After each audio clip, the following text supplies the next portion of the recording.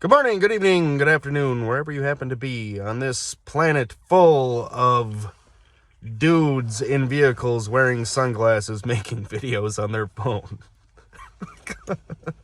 that we call planet Earth.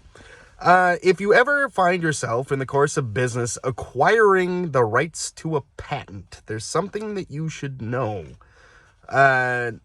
Whatever size the entity is that originally filed the patent is the size of the entity that must be renewed when it comes time to renew the patents. So a patent has a certain amount of lifetime that it's valid for, and throughout that lifetime, whoever it's registered to, the person or the business, the legal entity, whatever, has to renew the patent. Otherwise, the patent lapses. And I'm talking about in the United States, the USPTO. And the USPTO needs to have that filing on record, or the patent lapses back into the public domain, never to be intellectualized again as a piece of property. So what does this mean?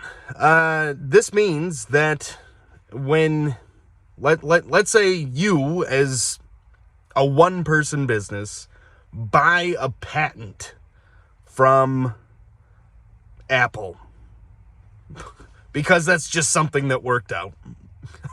When you go to renew the patent, they will ask you, just like when you file a patent originally, you will be asked what size entity it is.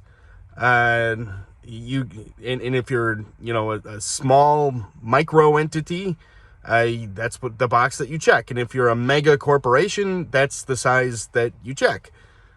And the filing fee changes depending on the size of the entity. So if you're one little micro business running, a solopreneur situation, running a business out of your home office, well, that's the lowest fee. And if you're Apple, it's the highest fee.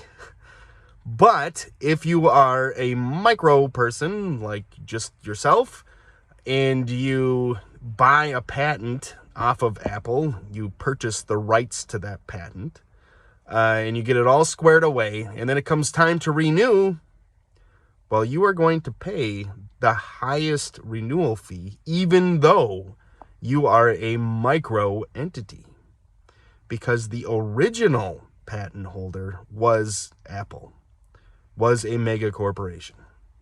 And this can be, for a large company, this is not a big deal, because they have the money for it. But for like your little guys and gals and everyone in between, this is a bigger deal. It's something to consider because renewals matter. You have to do them or you lose the patent.